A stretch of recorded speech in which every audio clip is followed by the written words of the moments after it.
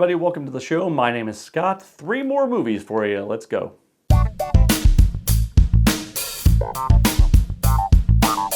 Watership Down is a 1978 animated feature which is not for kids. Do not be confused by the PG rating, people. This movie's for adults. The movie is about a group of rabbits who are pushed out of their warren by human developers. They're making a subdivision. And in that move, they made one pretty big mistake, but they make several mistakes that put them in harm's way for several different predators. And it doesn't all go well for them. This is a violent movie. But if we want to go back into movie history, it was made in 1978. The PG-13 rating didn't exist yet. And since it's an animated feature, it wasn't necessarily an R, so it gets a PG rating, but it's a pretty hard PG. There's a lot of blood in this movie. But this is one of those films that have become notorious over time for its content. And it's not just violence, it's real-world analogies to different warring factions that I think are pretty blatant, but apparently you can watch the movie and not read too far into it. The medium doesn't necessarily match the content here. But it was interesting watching this film after recently having watched Robin Hood, Disney's Robin Hood, because the animation styles, while being in the same era, are drastically different. And that's not just saying this was stylized this way and this was stylized this way. One is clearly better looking than the other. Disney's animation style is clearly more vibrant and more detailed, while Watership Down at times looks like it's unfinished. And that may be the style they were going for, but I just found it interesting that 2 animation houses around the same time could look so drastically different. But Watership Down has become a rite of passage as a film watcher. It's one of those things it's on your bucket list, even though you've maybe never heard of it. It's a movie you should see because it's just interesting.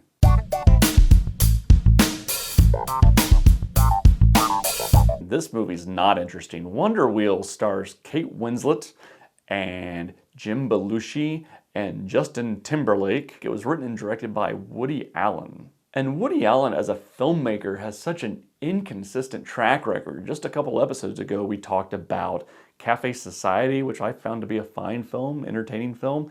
This movie, on the other hand, they should have just renamed it Bickering, the movie. These characters just bicker for the entire running time, and it just gets so old so fast. Plot is Kate Winslet is in a loveless marriage with Jim Belushi. Juno Temple plays his daughter from a previous marriage. And Kate Winslet has a son from a previous marriage who is a bit of a pyromaniac. It's the B plot and it doesn't add up to anything. You could delete that kid's plot and it would be the exact same movie, just minus all the fire. If you've ever seen a Woody Allen film, you know where this is going. Kate Winslet is in a loveless marriage with Jim Belushi, so she meets a nice lifeguard played by Justin Timberlake, and they fall in love. Or at least she falls in love with him. He then meets Jim Belushi's daughter from the first marriage, played by Juno Temple, and he falls in love with her, and what do you know? It's a Woody Allen film, so we have a love triangle. It's all just a vehicle for these characters to just bicker at each other, complain and yell and complain and bicker and yell and complain. Kate Winslet's character says multiple times throughout the film that she has a migraine. This movie gave me a migraine. And Woody Allen has shown the ability to make compelling films, but 9 times out of 10, this late in his career, he makes movies for the sake of making movies. He has nothing to say. It's the same crap in a different package.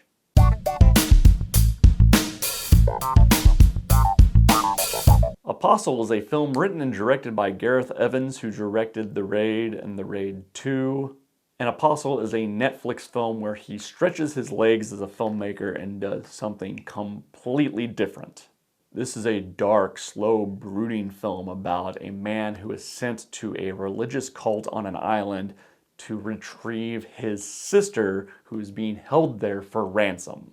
And outsider going to religious cult is a well-worn path for a plot to go down. But I found this film interesting because most of these films, they go to the religious cult at kind of its height of power. But as our main character gets to this island, the cult is somewhat already in a downward spiral. The cult parishioners don't necessarily know that the cult is failing, but the leaders certainly do, and the money they were going to gain from this ransom scheme was going to sustain them for a while. And it's pretty clear to them that this ransom thing is not going to work out in their favor, so then they hunt and try to find the brother and this group of new people that have arrived at the island.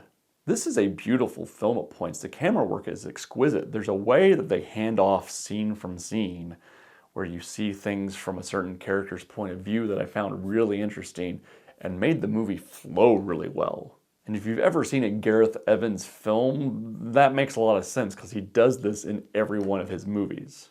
But this is not an action film like The Raid. This is a dark, brooding drama about a religious cult in the middle of collapse. The violence happens eventually, and when it does, it comes very quickly, and it's incredibly violent. You expect violence from this filmmaker, and you get it. It takes a while to get there. It's not as sustained as a Raid movie would be, but when the violence arrives, it's quite brutal. This is not a movie for the weak of heart, and I would not recommend eating during it.